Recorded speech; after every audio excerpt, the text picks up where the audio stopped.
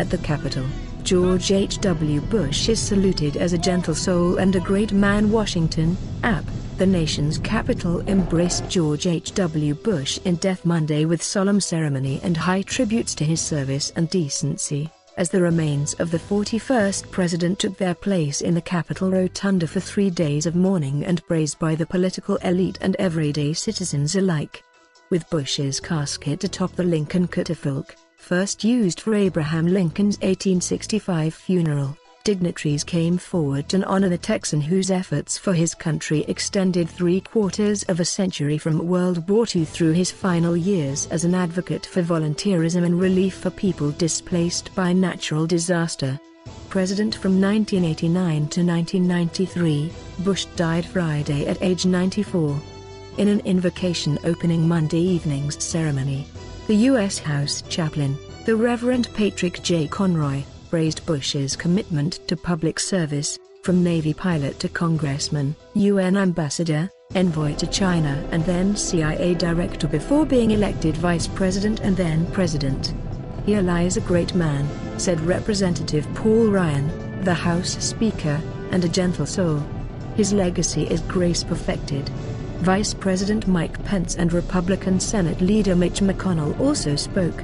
President Donald Trump did not attend, but he and First Lady Melania Trump came to the Capitol late to Monday to pay tribute. They stood in front of the casket with their eyes closed for a few moments, before Trump saluted the casket. Political combatants set aside their fights to honor a Republican who led in a less toxic era and at times found commonality with Democrats despite sharp policy disagreements. Democratic Representative Nancy Pelosi, past and incoming House Speaker, exchanged a warm hug with George W. Bush and came away dabbing her face. Bush himself seemed to be holding back tears. Pelosi and Chuck Schumer, the Senate Democratic leader, placed wreaths in the short ceremony before the rotunda was to be open to the public. It was to remain open overnight.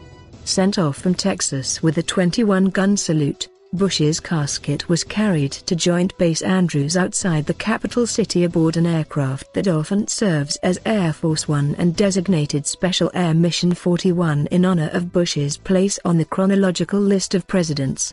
Cannon roared again outside the Capitol as the sun sank and his eldest son, former President George W. Bush, stood with his hand over his heart, watching the casket's procession up the steps. Bush was remembered just feet away from what he called democracy's front porch, the west-facing steps of the Capitol where he was sworn in as president. He will lie in state in the Capitol for public visitation through Wednesday. An invitation-only funeral service, which the Trumps will attend, is set for Wednesday at Washington National Cathedral.